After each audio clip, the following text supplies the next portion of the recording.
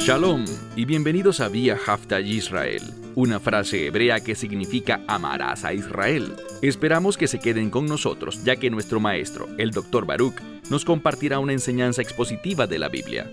El Dr. Baruch es profesor titular del Instituto Zera Abraham, con sede en Israel.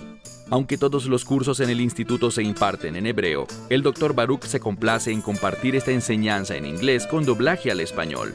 Para más información, visítenos en amarasaisrael.org o descargue nuestra aplicación móvil Mi Estudio Bíblico. Aquí está Baruch y la lección de hoy. Una doctrina muy importante que encontramos claramente en las Escrituras es la doctrina de la divinidad del Mesías.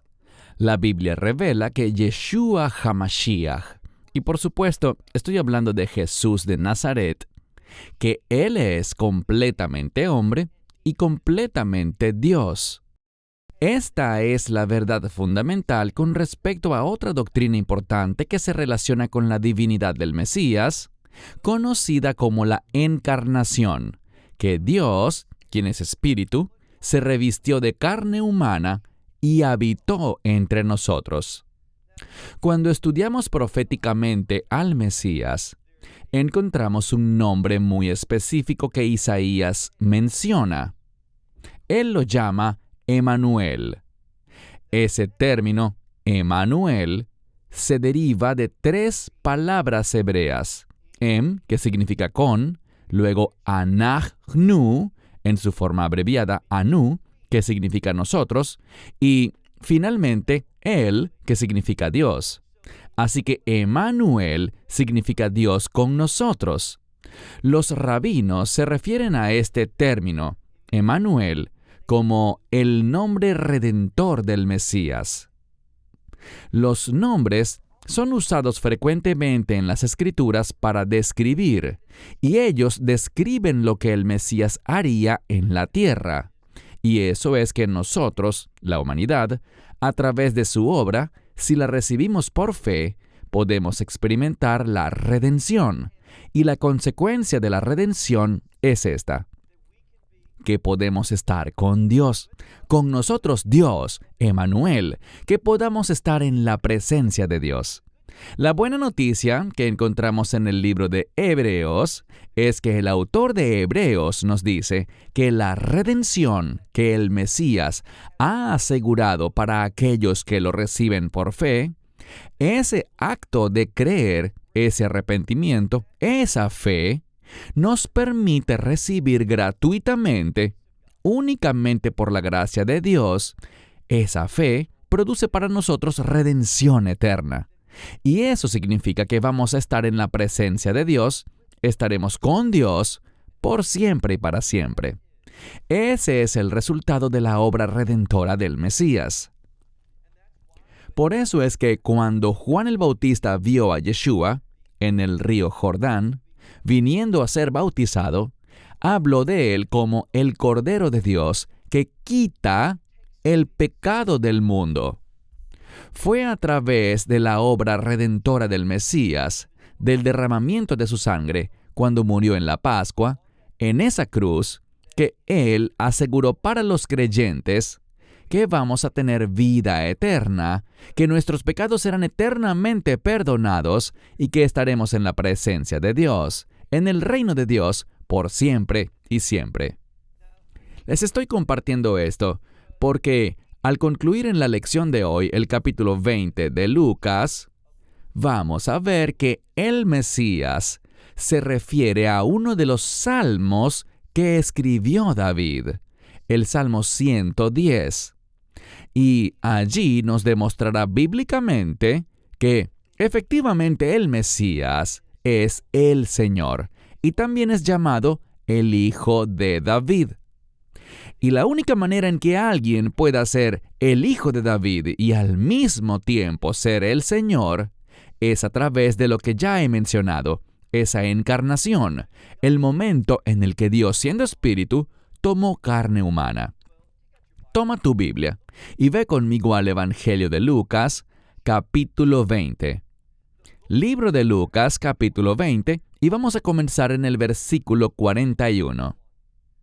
Noten lo que el Mesías dice a este grupo de individuos que se han reunido ante él. Dice el versículo 41. Pero él les dijo, ¿cómo dicen que el Mesías es el hijo de David? Bien, atención aquí.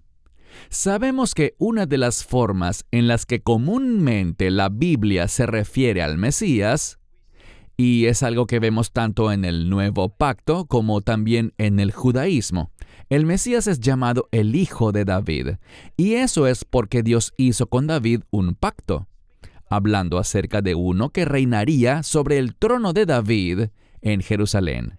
Y este del que se habla con ese título es efectivamente el Mesías. Él proviene del linaje de David, de la casa de Judá, para ser rey. Y Él es el Rey de Reyes y Señor de Señores.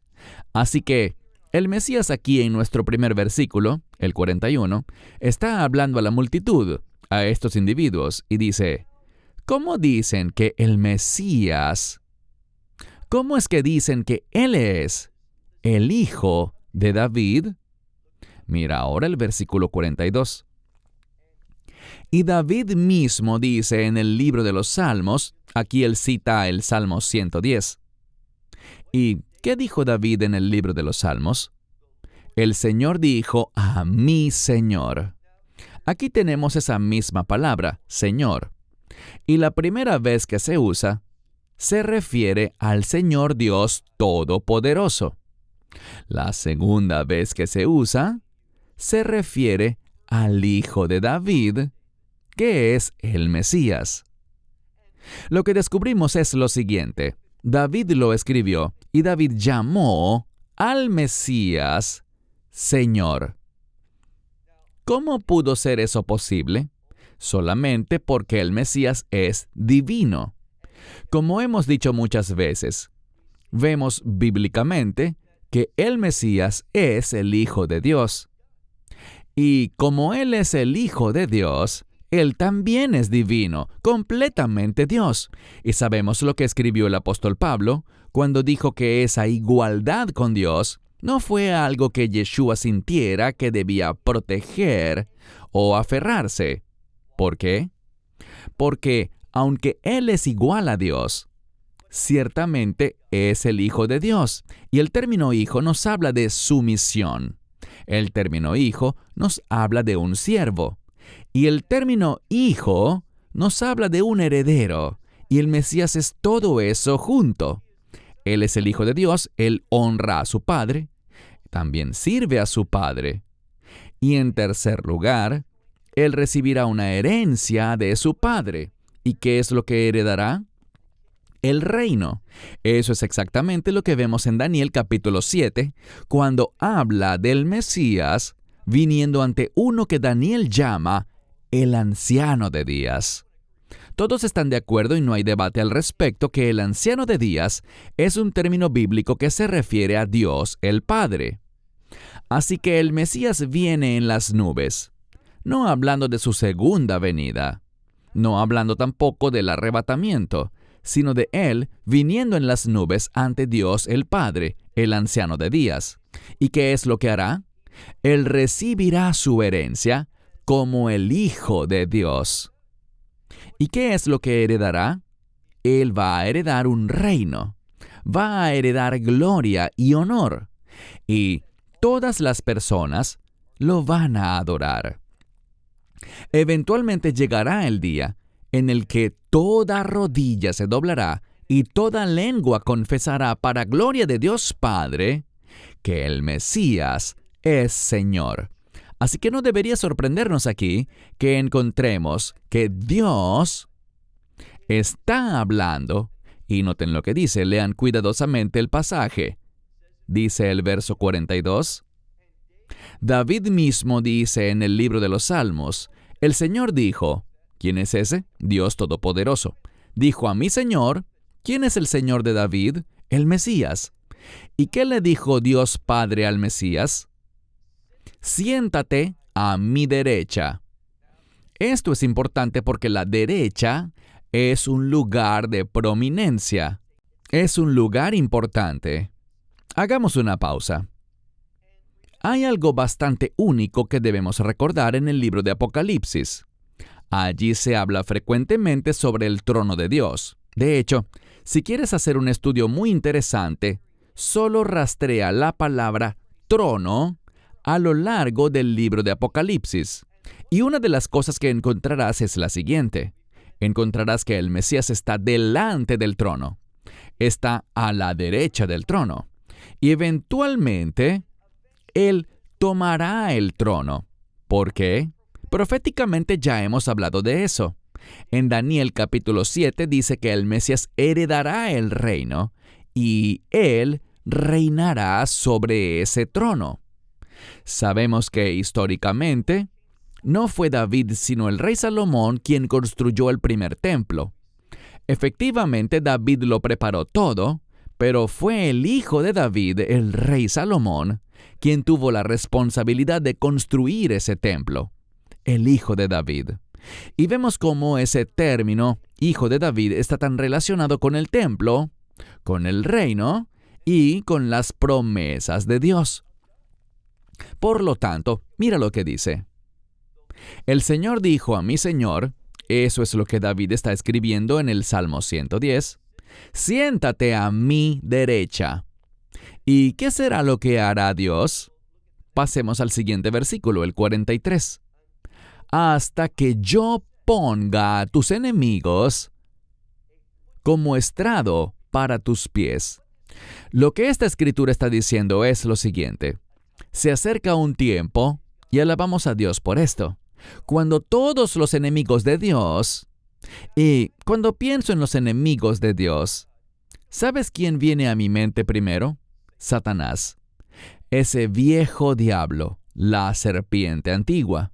Lo que descubrimos aquí es que Él será derrotado. De hecho, por la obra del Mesías, descubrimos que el diablo ya ha sido derrotado. Por eso es que uno de mis versículos favoritos se encuentra en el libro de Apocalipsis capítulo 20, donde encontramos que un ángel, y no precisamente Gabriel, ese ángel poderoso, ni Miguel el arcángel, sino un simple ángel, del cual no se nos da su nombre, porque se trata de un ángel cualquiera, que gracias a la autoridad de Dios, gracias a que Satanás ya ha sido derrotado y condenado, este simple ángel lo toma y lo arroja al abismo y lo encierra en esa prisión. ¿Quién hace eso? Un ángel. Todo esto busca recordarnos que Satanás ha sido derrotado. ¿Y qué lo ha derrotado? El Hijo de David, es decir, el Mesías, quien es el Hijo de Dios. ¿Y cómo lo derrotó? Por su obra en la cruz, mediante la redención. Noten esta maravillosa promesa. Hasta que ponga a tus enemigos como estrado de tus pies. Versículo 44. Por tanto, David lo llama a él, refiriéndose al Mesías, Señor.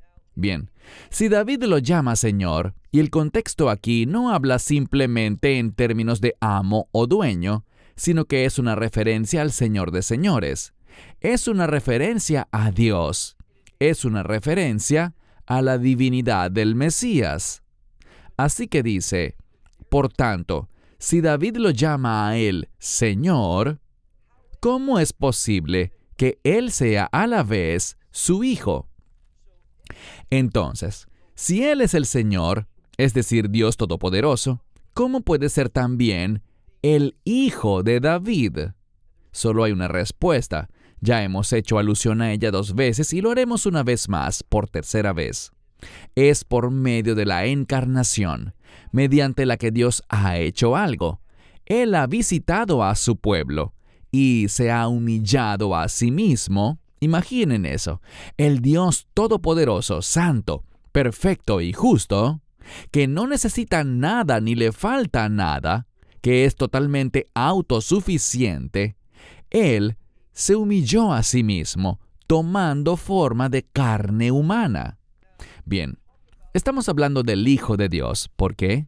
Porque cuando hablamos de humildad, es apropiado que el Hijo sea humilde, que el Hijo sea sumiso, pero no el Padre.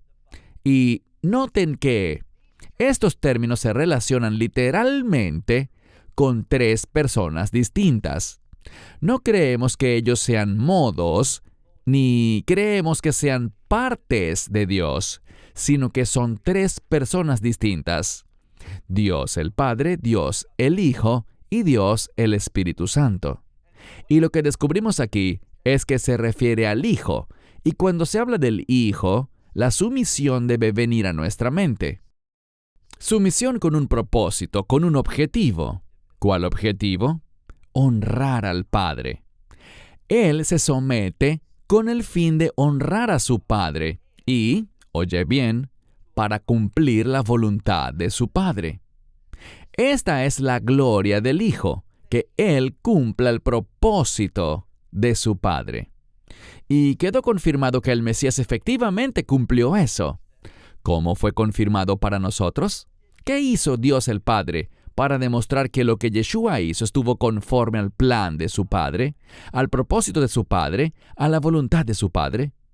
Él murió en esa cruz, y la evidencia de que Dios recibió esa obra, que recibió esa redención que el Mesías proveyó al derramar su sangre, la evidencia de eso es la resurrección. La Biblia dice una y otra vez que Dios el Padre levantó al Mesías, a Dios el Hijo, de entre los muertos. Y la resurrección, hablamos un poco sobre la resurrección la semana pasada, cómo se relaciona con el reino. Y lo que vemos aquí es que el hecho de que Dios resucitó al Mesías de entre los muertos significa la obra de redención. ¿Y cuál es el resultado de la redención? ¿Qué produce ella? Bueno, puedes preguntarle a cualquier rabino. Hay una relación directa entre la redención y el reino de Dios. Uno de los principales resultados de la redención es una realidad de reino. Sin redención, el reino de Dios no puede venir.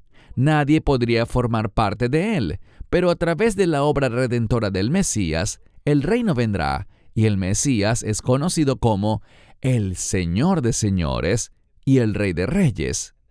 Por eso vemos aquí, mira el texto, versículo 44.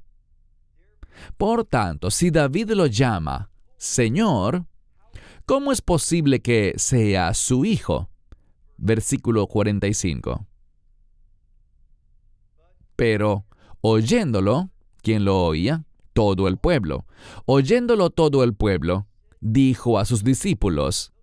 Noten que el pueblo está oyendo, y Yeshua, en medio de esto, le dice algo a sus discípulos, una palabra muy importante. Es la palabra pros-ejo. Aquí aparece en segunda persona plural, así que significa ustedes, todos ustedes, hablándole a sus discípulos. Y esta palabra pros-ejo literalmente significa aferrarse a algo. Normalmente le damos una traducción estilo modismo, ya que aferrarse a algo significaba prestar atención, estar alerta o mantenerse vigilante. Ahora, esta palabra generalmente se usa en relación a un peligro. Regresemos a algo que dije hace poco, y es que al acercarnos a los últimos días, habrá un cambio en este mundo y también un cambio en la iglesia. El apóstol Pablo habló de esto en 2 a los Tesalonicenses capítulo 2, cuando nos dice que viene una gran apostasía. ¿Qué es apostasía?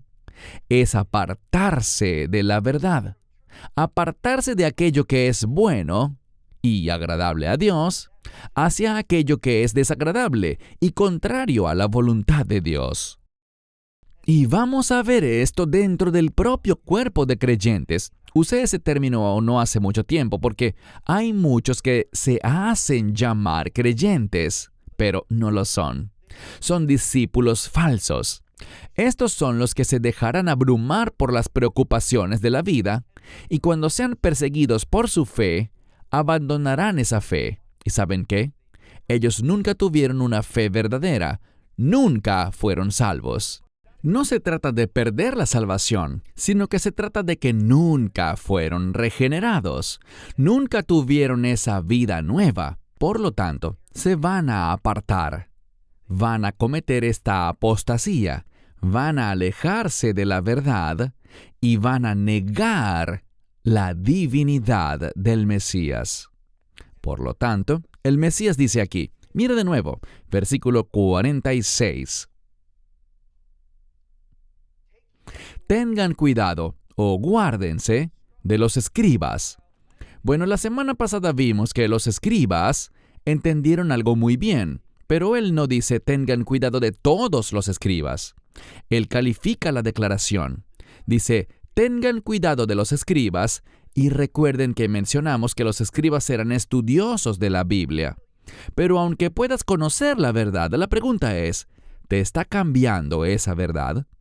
Porque ella no cambió a estos escribas, a los que él se está refiriendo aquí, a los que él califica. ¿Por qué? Noten lo que dice.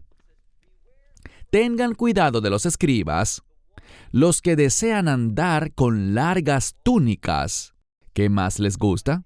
Les gustan estas largas túnicas que los diferencian de los demás, que de alguna manera comunican a los demás que son tan santos, que son tan piadosos, que son tan religiosos, que son tan devotos a Dios. Les gusta presentarse así. Eso no es humildad. Eso no es alguien que conoce la verdad de Dios. Así que les gusta ser vistos con largas túnicas y aman los saludos en las plazas, que los llamen por un título religioso. Aman estos saludos en las plazas y no solo eso. También los primeros asientos, los principales, los mejores asientos en las sinagogas y los primeros asientos en los banquetes. Ellos se enfocaban en algo, pero no en el reino de Dios. Cuando tienes mentalidad de reino, te negarás a ti mismo.